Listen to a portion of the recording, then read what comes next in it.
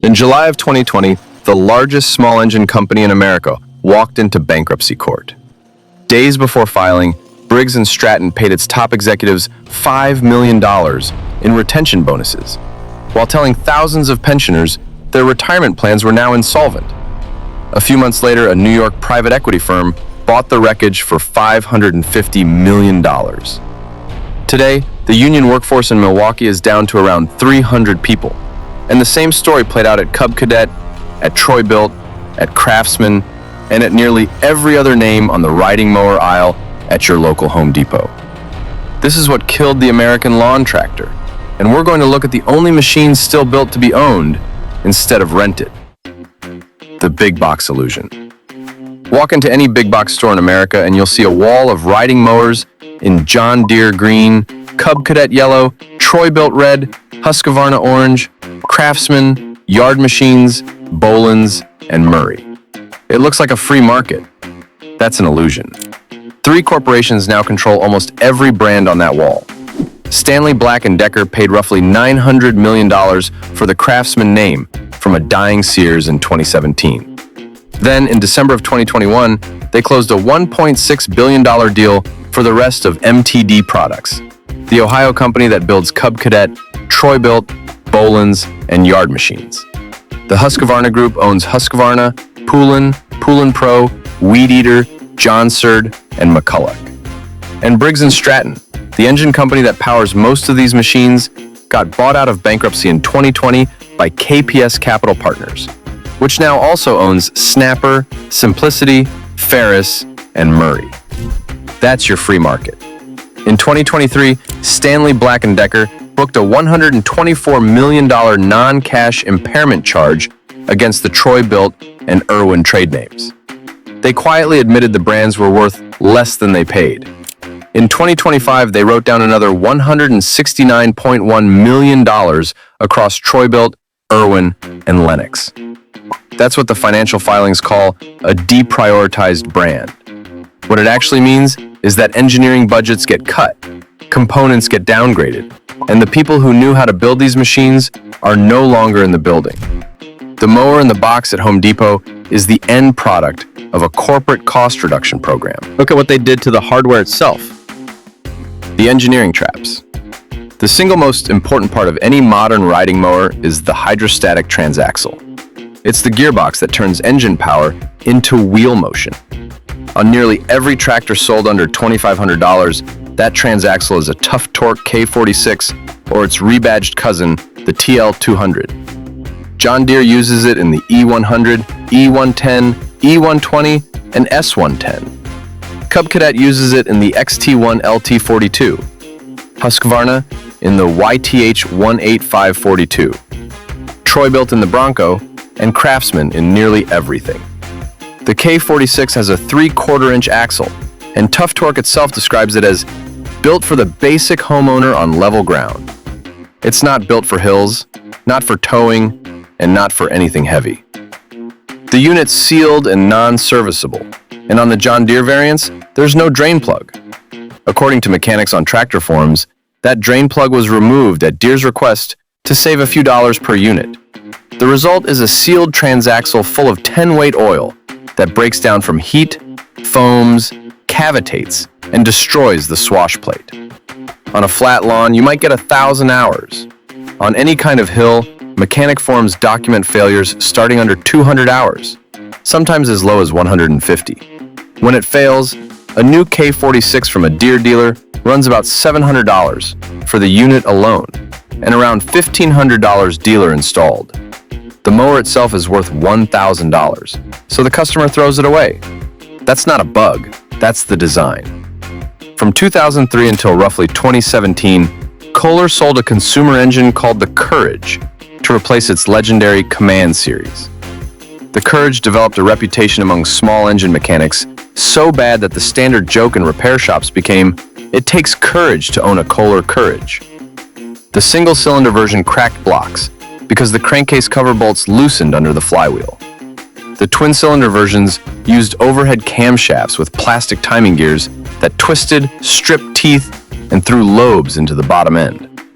Briggs & Stratton's Intex single has a documented head gasket failure pattern between the cylinder and the pushrod gallery. It's well known enough that shops can diagnose it by the smell of the exhaust. John Deere's own published specifications for the E110 and the E120 confirm a 13-gauge stamped steel deck shell.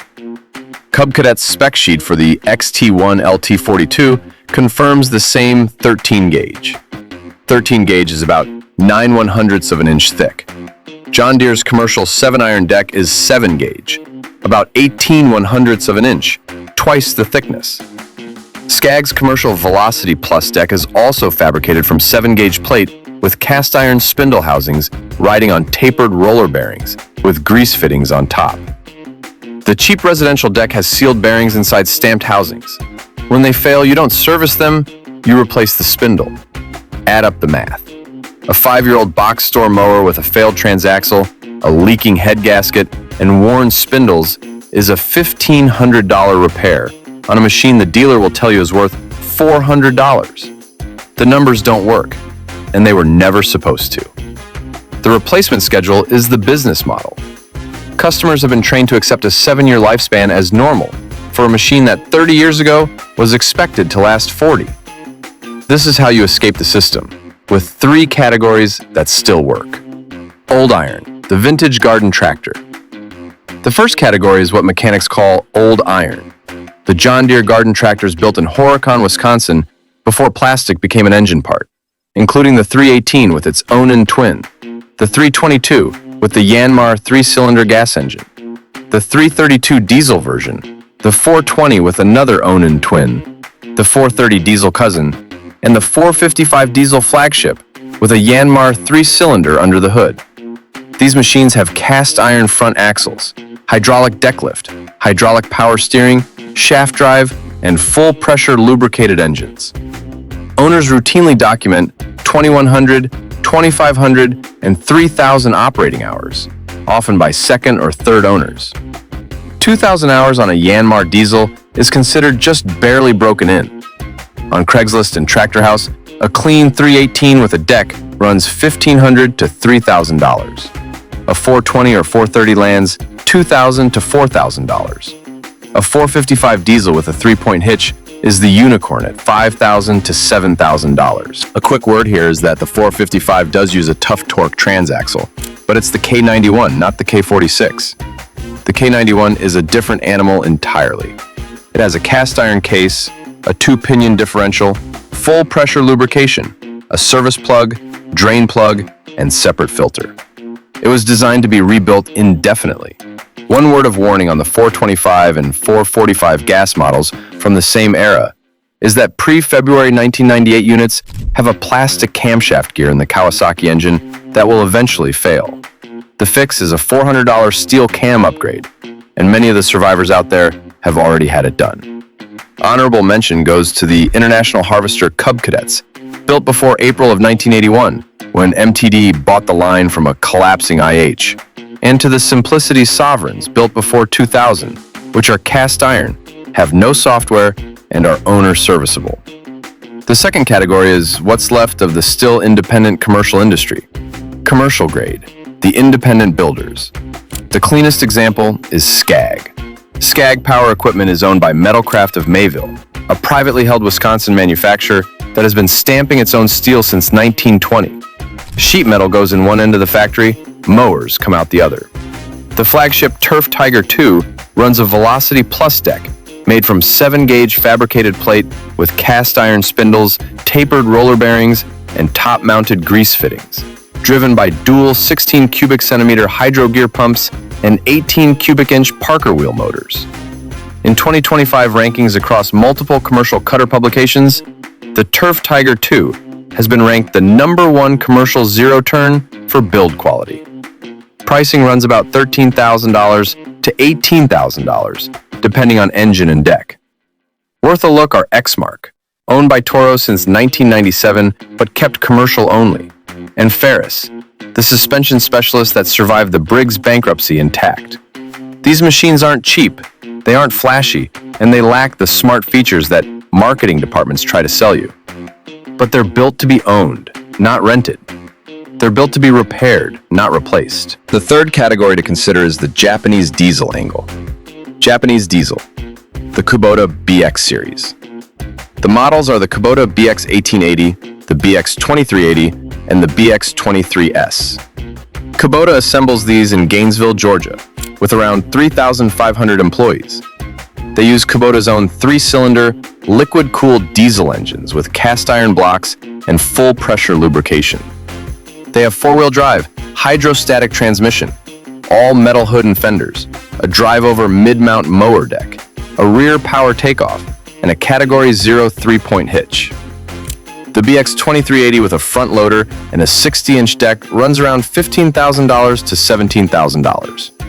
The BX 23S with the backhoe lands around $20,000 to $24,000. According to Kubota's published sales data, the BX has been the best-selling subcompact tractor in America for more than 10 years running.